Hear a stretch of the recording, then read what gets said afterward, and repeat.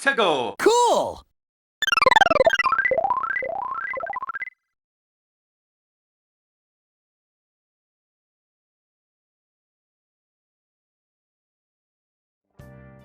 Hey everyone, it's Knux, and today, welcome back to another installment of Knux333 reviews. Yes, this is once again going to be an installment of this series that is not focused on video games, because today I'm going to be giving my thoughts on the new Sonic show, which is Sonic Prime, the long rumored Sonic Netflix show that I did a bunch of videos speculating about and wondering what it would be like, but now we have what I presume to be the quote-unquote first season or first batch of episodes. I don't know. Netflix is weird with how it releases content for these shows, man. It's kind of annoying, but enough wasting time about all that stuff. Let's go ahead and get into my thoughts with Sonic Prime. Now, really, going into this show, I didn't really know what to expect. Like, back in the day when I was speculating around this show, I had suspicions that it might be this big thing that could change the very course of the Sonic brand, but it more so seems like that this is just something that is meant to exist alongside other Sonic stuff, because Sonic Prime is nothing like what else is going on with the brand right now. Like, it's nothing like Sonic Frontiers. It's nothing like the movies, so it's again another Sonic thing that's just kind of its own thing. And I don't know, the lack of synergy across the Sonic brand is a whole other topic for another day. But now I guess I'll just review this show as its own thing and give my thoughts about it.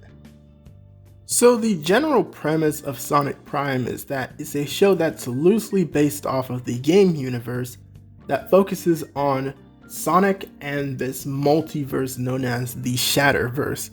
Basically what happens in episode 1 is Sonic is chilling with his friends in Green Hill Zone, and then Eggman, comes in and causes shenanigans as usual, and then they all find out that Eggman is after this mysterious gem known as the Paradox Prism or something like that.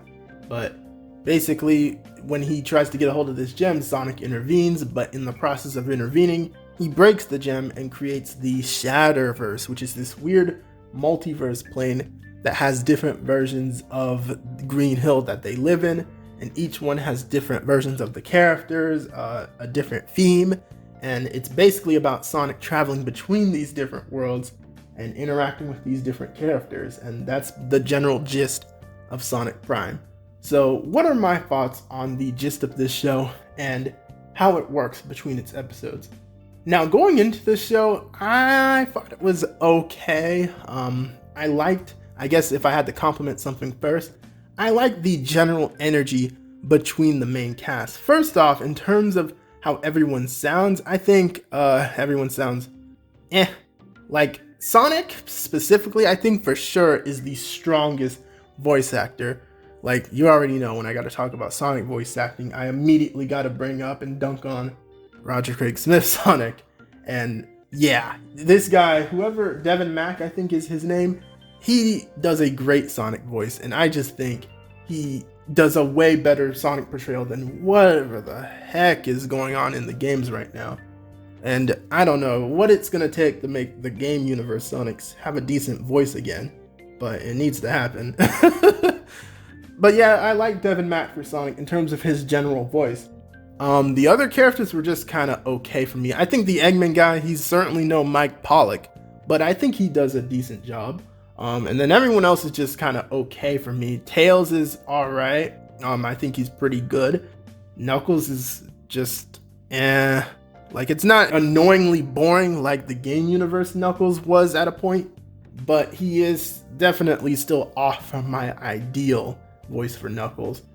Rouge, I think, sounds pretty nice. It's not perfect, I would say, but I think it's okay. And then I actually like this Amy. I think this Amy works way better than what's going on with the games. And then Big is just Big. Of course Big is here because, it's Big the cat. But yeah, the general cast is those characters. And when I say the general cast is those characters, I mean it is literally just those characters. Like, one of the biggest critiques off the bat for this show is that it definitely seems a little budgeted, because when it comes to the characters, it specifically just focuses on that main cast. Sonic, his friends, and then Eggman. And not like his friends is in a bunch of characters from the game universe, just those specific friends that I just mentioned. Like, we don't see anyone else. Whenever he goes to a new universe, it's basically just another version of Amy, another version of Knuckles, another version of Tails, and etc. And then Eggman has a bunch of different versions in the one where he has taken control of everything. So in terms of that, it kind of made the show feel a bit more smaller scale than it should have been, especially considering that this is a quote-unquote multiverse storyline. But I guess you still kind of get a grasp that it is a multiverse, since each version of the worlds are very different. Which I guess we can get into that, which is the worlds.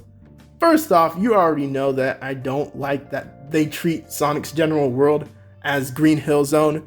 It's the same complaints that I had with Sonic Forces and various other recent games, where they treat Green Hill Zone as the literal center of the Sonic universe.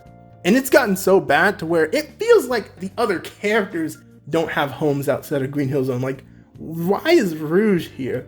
Why is Knuckles here? Like, there's a scene where Knuckles is talking about how Green Hill Zone is his home and he'll protect it. What are you talking about? Like, where did Angel Island go? And of course, I know the argument people could bring up is, oh, but the Master Emerald doesn't exist in this show, and it's not supposed to be in contingency with the games, but they certainly want to acknowledge stuff from the games, such as the Chaos Emerald, so theoretically, shouldn't the Master Emerald exist? So what's going on here? Like, let's focus back on the world. So obviously where things get interesting is when Sonic shatters the multiverse and he travels the alternate version of quote-unquote this Green Hill Zone. And the first one we get is this mechanized Green Hill Zone, which is called New York City, I think it's called, which is basically an Eggman-controlled Green Hill Zone where he rules over it alongside this Chaos Council, which is a bunch of alternate versions of Dr. Eggman. And I will say that this mechanized Green Hill Zone, while it's not the most amazing thing it probably could be, I will say it's definitely a more accurate Eggman-ruled Green Hill Zone than what Forces was doing. Like, G-Forces, it's almost like you should actually mechanize the place instead of just putting sand in it and calling it a day.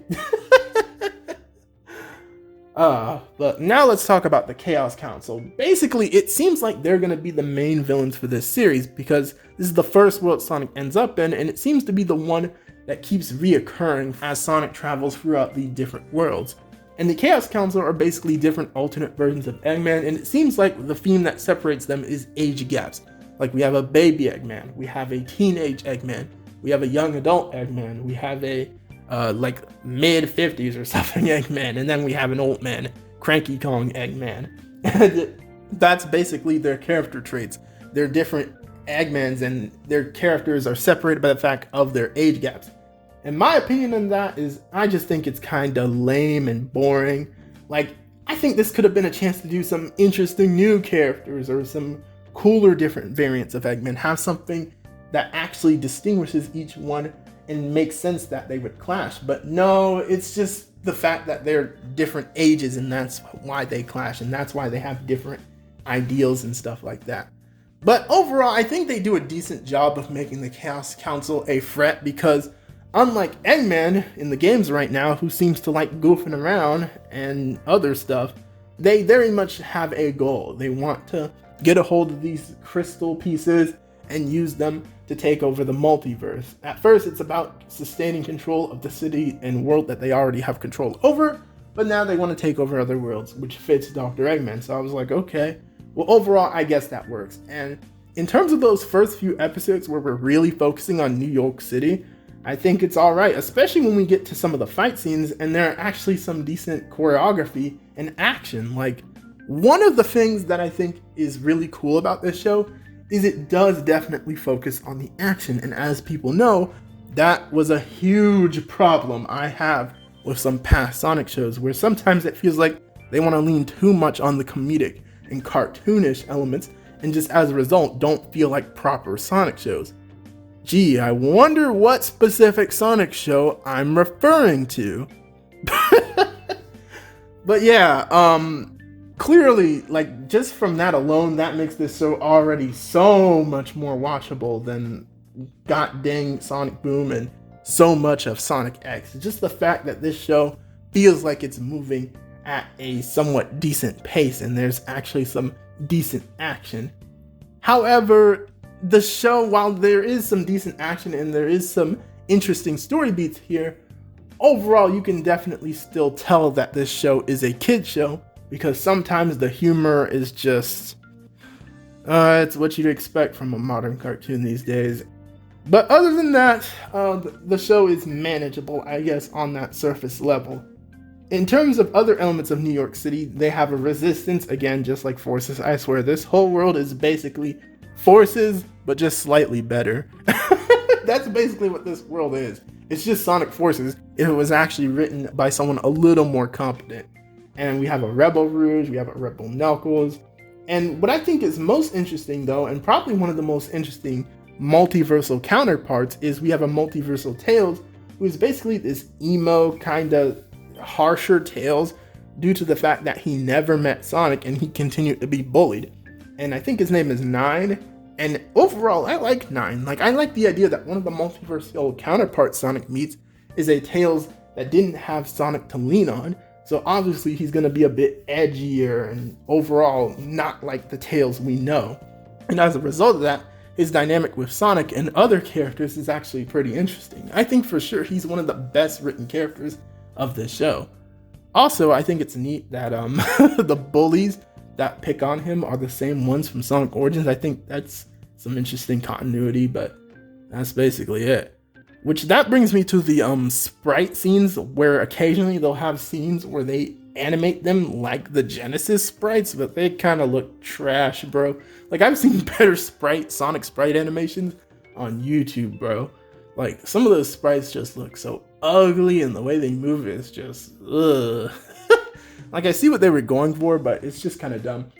I also think it's weird that they only do it for specifically Tails and Knuckles. Like, why not do one for Amy? Like, maybe I can understand why not do one for Rouge or Big, but like, I don't know, man. Like, it feels weird how they want to acknowledge these Sonic games, but occasionally they just don't, and it's just weird.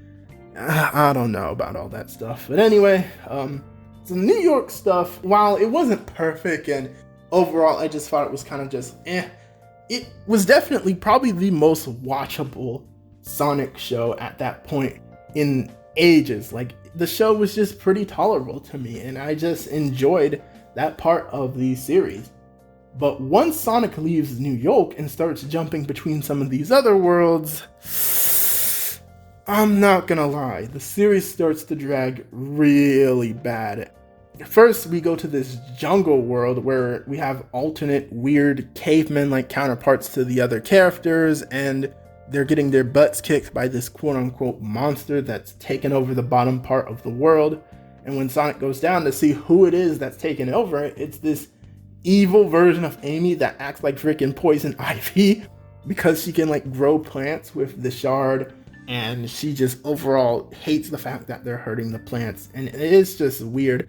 Like, y'all were really getting body bagged by Amy this whole time? Like, really? No one, not even Knuckles, could go toe-to-toe with her and keep her from kicking y'all out of the bottom part of the world?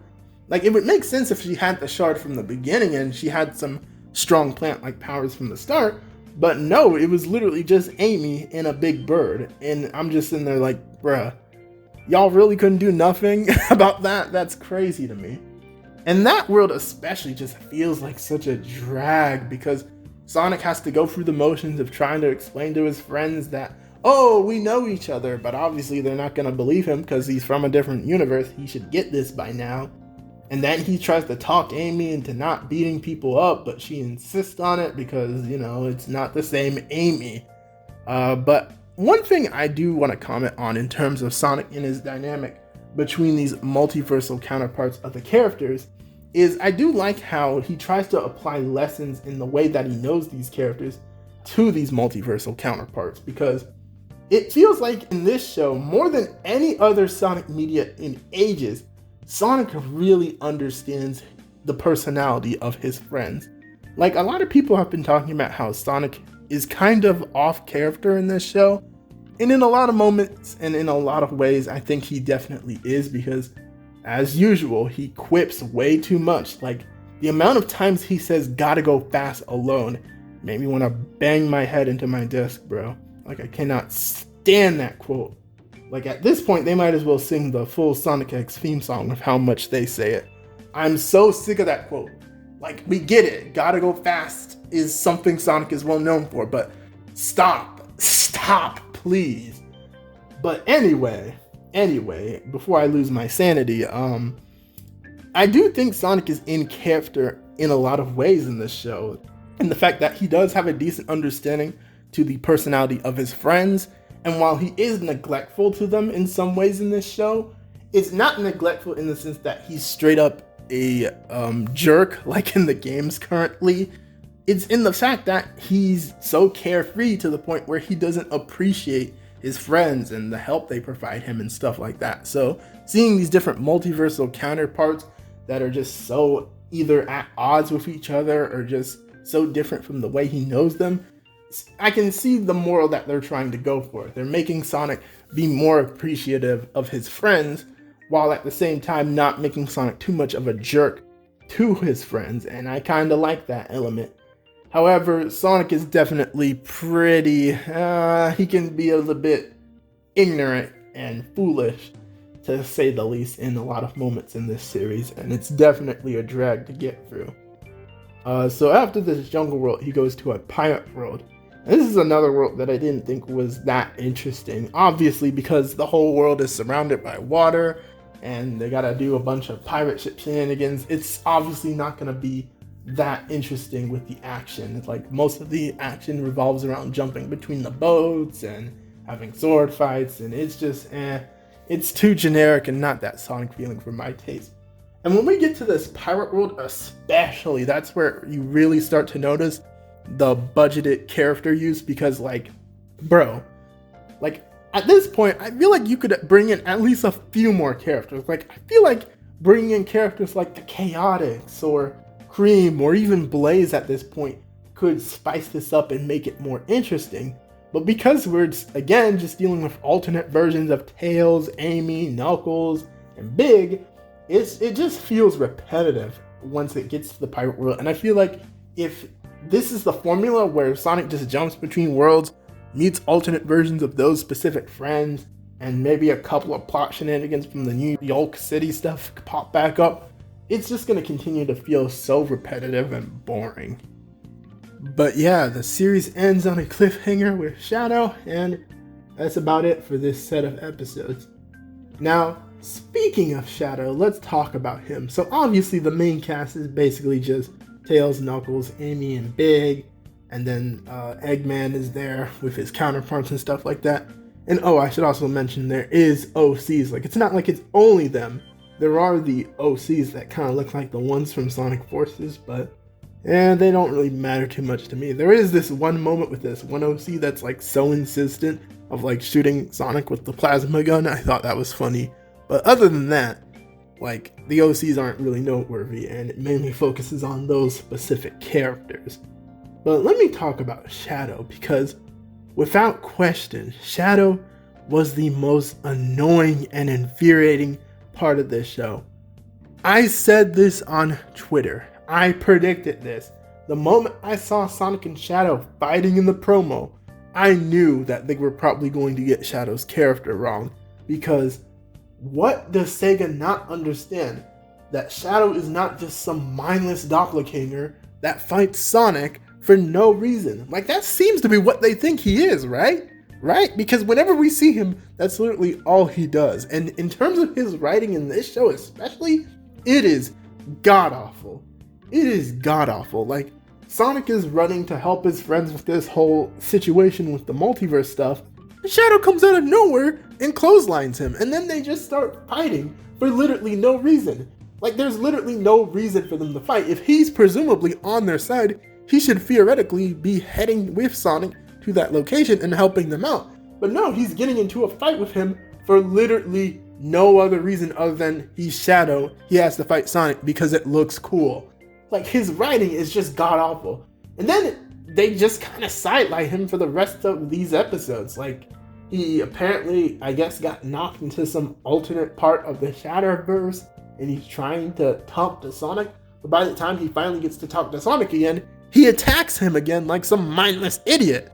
So yeah, Shadow's character just sucks. Like, some people have argued that maybe he's attacking Sonic so much because he's frustrated with how he's handling this situation, or he's just trying to get him to stop being stupid or something, but no, bro, that's not who Shadow's character is. Like, yeah, Shadow has aggressive elements to his characters, and he clashes with people on certain stuff, but he doesn't immediately respond to literally every situation by just going in and swinging on Sonic specifically. His writing in this show is terrible. And then they try to like throw in him finding a chaos emerald because, oh, it's Shadow and he has the green chaos emerald because it looks cool and that's the one he has. Like, I swear, whenever Shadow is written in something in media, they just write him with surface level things that we know about him. Like, oh, he had the green chaos emerald because that's what he had when we first see him. Oh, he fights Sonic because that's what he did in Sonic Adventure 2, right? Like, it's so frustrating because how much longer do we have to keep putting up with this, guys? Like, how much longer do I have to wait to get a decently written version of Shadow the Hedgehog? Like, movie free is basically gonna be our last chance, probably. If they can't write him decently there, then it's pretty much over. I give up hope that they're ever gonna write Shadow as a decent character. And I'm sorry if I sound like very angry at this specific aspect of the show, but it's just so frustrating because the fact that they can't even get him right in this show just shows like how they continue to not understand his character, and it really makes me wonder if they'll ever understand it. But with that, I think that covers most of everything when it comes to Sonic Prime. Like, in terms of my thoughts on this show, I just think it's an okay show that exists. It's not absolutely terrible. It's not insulting to the point where I want to bash my head out like with Sonic Boom, but it's also not interesting. It's not this peak fiction show where you can't predict what's going to happen. It's just a show that exists and has some cool Sonic moments with the Sonic characters. And not necessarily like a bunch of the extended universe Sonic characters, just like specifically the core cast and a few others in there. Like, again, it really feels so small scale when they focus on so few Sonic characters. Like, for example, maybe they could have done something cool, like bring Marine in for the pirate world, to where, like, with each new world, maybe they bring in a character we actually know from the games, and it would kind of make it a little more exciting in that aspect. With each world, we don't know who to expect at all, but because we know exactly who to expect, it just feels boring.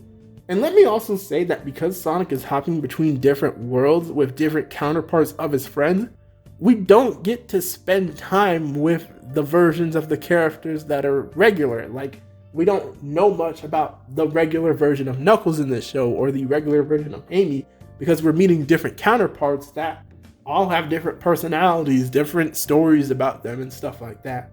So that also adds to the show just not being that engaging for me. But yeah, if I had to rate this show, ooh, this is gonna be a tough one. I will rate it a C+. It's a show that doesn't infuriate me to the point where I just want to lose my sanity, but it's also not a show that's that interesting. You know what? I'm almost tempted to give it a C-, but I don't think it deserves a C- per se because the animation is solid. There's some decent character writing here and stuff like that, but like, compared to so many other shows or anime and stuff like that I've watched, this show just feels very lackluster, and it's very clear that it's a show meant for a younger audience, and it's just meant to show somewhat entertaining scenarios with these characters. There's certain things that they do with the characters that I think is kind of interesting. Like, for example, the whole Rusty Rose storyline and how she's a roboticized version of Amy, I think that's actually really cool. But other than that, like, other than with characters like Nine and Amy, you just get a bunch of generic, weird, altered versions of the characters like Cowardly Pirate Knuckles or Weird Cave Woman Amy, and that just makes the show to me. But with that, that's going to be my thoughts on Sonic Prime, the latest Sonic show. And I'm pretty much done for today. In terms of more videos on our Blue Savior, I'll eventually get to Sonic Frontiers when I get the chance, but you're going to have to hold out a little longer for that one, folks. And I apologize for that. But yeah, that's pretty much all I got. If you've made it to this point of the video, thank you for watching all the way until the end. So what are your thoughts on Sonic Prime? Did you enjoy the show? Who's your favorite of these weird multiversal counterparts of the Sonic cast? Let me know in the comments below. And be sure to leave a like on the video, subscribe to the channel if you are new to it, and follow my additional social media such as my Twitter for more content and updates. This has been Knux, and I'm out. Peace.